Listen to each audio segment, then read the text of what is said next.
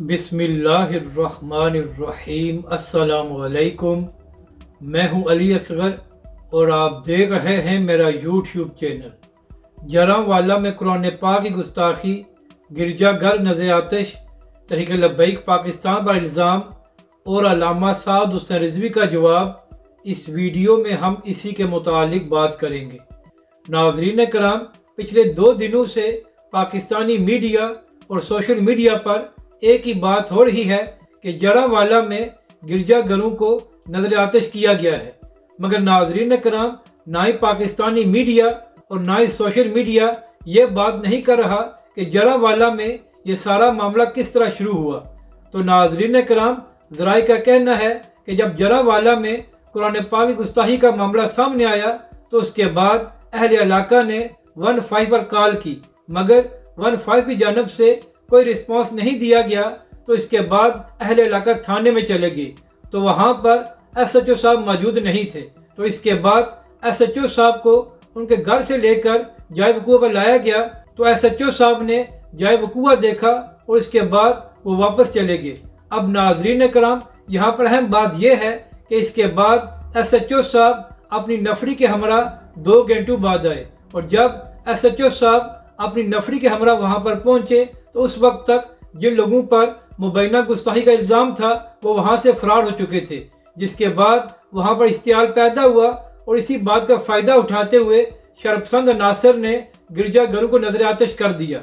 अब नाजरीन कराम, यहाँ पर अहम बात यह है कि जिस तरह कुरान पाक की गुस्ताखी करना काबिल मज़म्मत है, इसी तरह गिरजाघरों को भी नजर आतिश करना काबिल मज़म्मत अमल है। मगर यहाँ पर अहम बात यह है कि जब अहले इलाका ने पुलिस को बता दिया था कि गुस्ताखी हुई है तो उसके बाद पुलिस 2 घंटे बाद क्यों पहुंची, जिसकी वजह से हालात ख़राब हुए। अब नाजरीन कराम, ये जो कुछ हुआ है इसके बाद वो लोग जिनसे तहरीक लब्बैक पाकिस्तान और अल्लामा साद हुसैन रिजवी की मकबूलियत हज़म नहीं होती, वो ये इल्ज़ाम लगा रहे थे कि जो कुछ हुआ है इसके पीछे तहरीक लब्बैक पाकिस्तान है। तो इसी बात का जवाब देते हुए आज अल्लामा साद हुसैन रिजवी ने कहा कि तहरीक लब्बैक पाकिस्तान सिर्फ जरांवाला में नहीं बल्कि पूरे पाकिस्तान में मौजूद है। तो अगर तहरीक लब्बैक पाकिस्तान ने तोड़ फोड़ करनी होती तो फिर तहरीक लब्बैक पाकिस्तान या पूरे मुल्क में करती। तो लिहाजा जो कुछ किया गया है इसमें तहरीक लब्बैक पाकिस्तान का कोई अमल दखल नहीं है। अल्लामा साद हुसैन रिजवी ने कहा कि हमारा मौक़िफ़ यही है कि अक़लियतों को पाकिस्तान के आइन और इस्लाम में मुकम्मल तहफ़्फ़ुज़ हासिल है और हम इस बात की हमायत नहीं करते कि अक़लियतों की इबादत गाहों को नुकसान पहुँचाया जाए। अल्लामा साद हुसैन रिजवी ने कहा, मगर पुलिस से ये सवाल करना चाहिए कि पुलिस 2 घंटे बाद क्यों पहुँची, जिसकी वजह से हालात ख़राब हुए।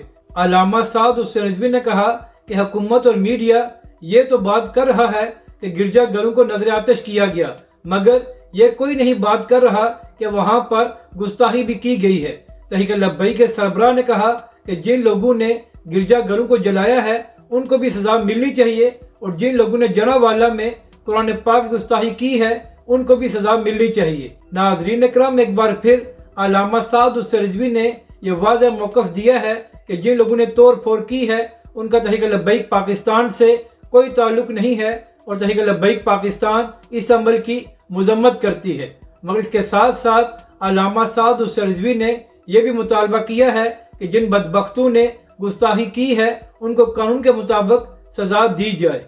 अपनी राय का ज़रूर इज़हार करें कि आपको ये वीडियो कैसी लगी और हमारे इस चैनल को भी सब्सक्राइब करें।